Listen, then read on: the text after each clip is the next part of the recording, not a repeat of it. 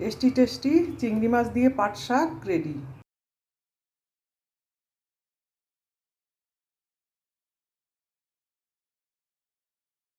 চিংড়ি মাছ দিয়ে পাট শাক খেতে কে কে পছন্দ করো?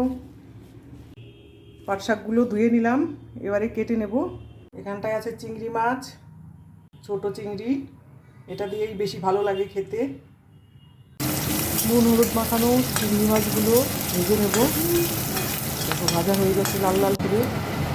ফোড়নে দিয়ে দিচ্ছি কালো জিরে, এবারে দিচ্ছি পেঁয়াজ কুচি। পেঁয়াজটা একটু ভাজবো লাল করে। পেঁয়াজ ভাজা হয়ে গেছে, দিয়ে দিচ্ছি কাঁচা লঙ্কা। কাঁচা লঙ্কা দিয়েও 1 মিনিট মতো ভেজে নেব। ভাজা হয়ে গেছে, এবারে দিয়ে দিচ্ছি কেটে রাখা পাট শাক।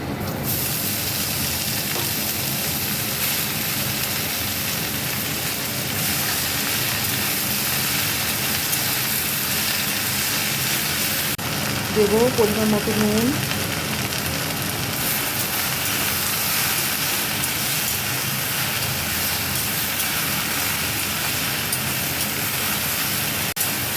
পাট শাকটা একটু ভেজে নিলাম, এবারে দেবো জল।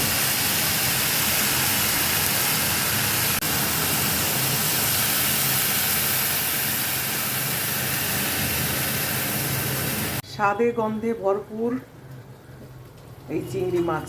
এই চিংড়ি মাছ দিয়ে পাট শাক রান্না করলে যা লাগবে না খেতে।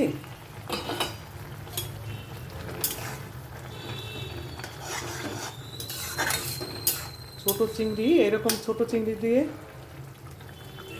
খেতে বেশি ভালো লাগে পাট শাক।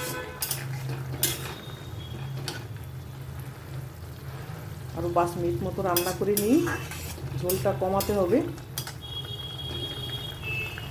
খুবই সামান্য একটু হলুদ দেব।